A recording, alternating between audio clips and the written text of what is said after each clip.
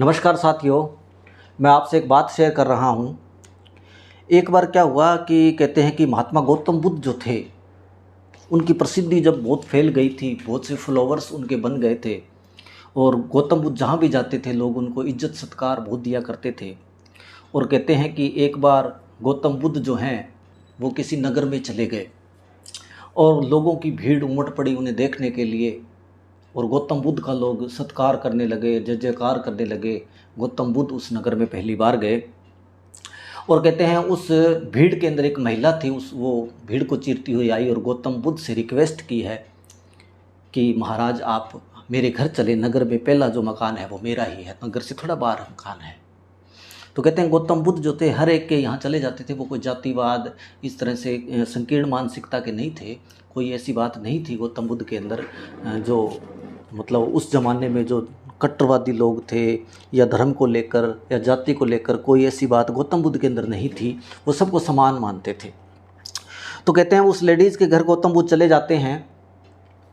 पुरुषों की भीड़ भी जो है और महिलाओं की भीड़ भी जो है गौतम बुद्ध के साथ चली जाती है उसके घर। और वो लेडीज़ जो है गौतम बुद्ध से रिक्वेस्ट करने लगी कि महाराज मेरे घर भोजन ज़रूर ग्रहण करें। तो कहते हैं गौतम बुद्ध जो थे उन्होंने भोजन भी किया और बड़े स्नेह से उस लेडीज़ ने भोजन करवाया गौतम बुद्ध को और बड़ा ही आदर सम्मान किया।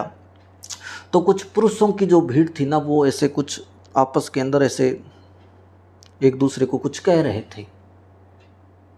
तो गौतम बुद्ध की नज़र उन पे पड़ी। तो गौतम बुद्ध ने पूछा, अभी क्या बात है, आप लोग ऐसे क्या बात कर रहे हो, एक दूसरे को कुछ कह रहे हो, आप बताएं क्या बात है।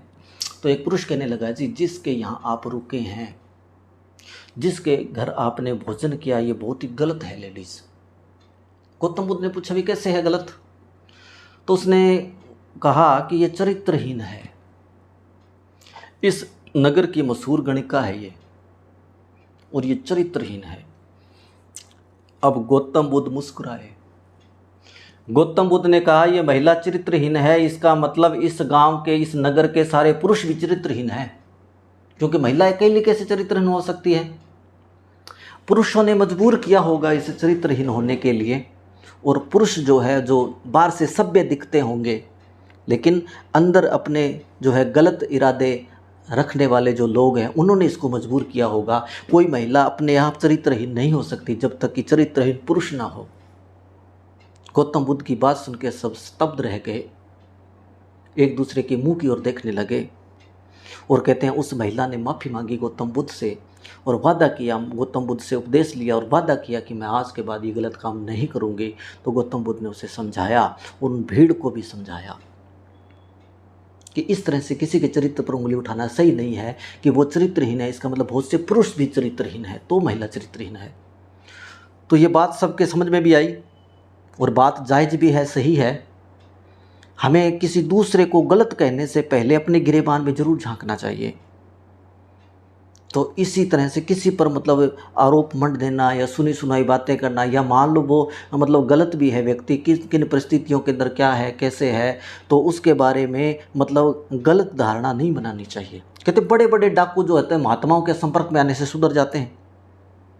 डाकू वाल्मीकि का नाम आपने सुना होगा, जो बहुत बड़े महात्मा बने, ऐसे बहुत से हैं लोग बड़े बड़े जो हैं। जैसे एक गणका वेश्या थी, कबीर साहब के जब संपर्क में आई तो कहते हैं उसका जीवन बदल गया था। सदना कसाई जो कि बकरे काटने का काम करता था, एक नंबर का भक्त बना इतिहास में, कबीर साहब के संपर्क में आया। तो ऐसे बहुत से लोग हैं जो कभी गलत काम किया करते थे और उनसे तौबा करके किसी महात्मा के संपर्क में आकर के अपने जीवन को सुधार लेते हैं। वो महान आत्माएं होती हैं और उन्हें इज्जत सत्कार की दृष्टि से ही देखना चाहिए। तो आपसे, वैसे आप सब लोग क्योंकि आजकल पढ़े लिखे हैं, समझदार भी हैं, इन बातों को जानते भी हैं कि हमें दूसरे के बारे में कभी भी कोई गलत धारणा नहीं बनानी चाहिए। अगर कोई गलत काम कर भी रहा है तो हम अपने मुख से उसकी आलोचना कभी ना करें, क्योंकि मनुष्य कोई भगवान नहीं है, उसमें सारे ऐब होते हैं मनुष्यों के अंदर। कुछ लोग छुपा जाते हैं, कईयों के उजागर हो जाते हैं, कहते हैं कि कईयों के छप जाते हैं, कई छुपा जाते हैं, तो वही बात है। तो इसलिए इन बातों से हमें सीखने को मिलता है कि महात्मा बुद्ध की बुद्धि स्तर का भी पता लगता है। और उन पुरुषों की जो सोच थी, एक पुरुषवादी सोच थी, उसका भी पता लगता है कि किन परिस्थितियों के अंदर वो महिला ऐसा काम करने लगी। तो गौतम बुद्ध के संपर्क में आने से वो सुधरी। तो इस तरह से महात्मा और संत महापुरुषों के संपर्क से अच्छे संग अगर करने लग जाए, क्योंकि हम जैसे संग में रहेंगे वैसा रंग चढ़ता है, और अच्छी संग में रहेंगे तो अच्छा ही रंग चढ़ेगा। इसलिए हमें अच्छे लोगों के संपर्क में रहना चाहिए, उनके संग रहना चाहिए, ताकि बुरी आदतें हैं वो भी छूट जाती हैं। तो आज के लिए इतना ही। मिलते हैं किसी नेक्स्ट वीडियो में किसी और बात या किसी क्लास के साथ। तब तक के लिए नमस्कार, धन्यवाद।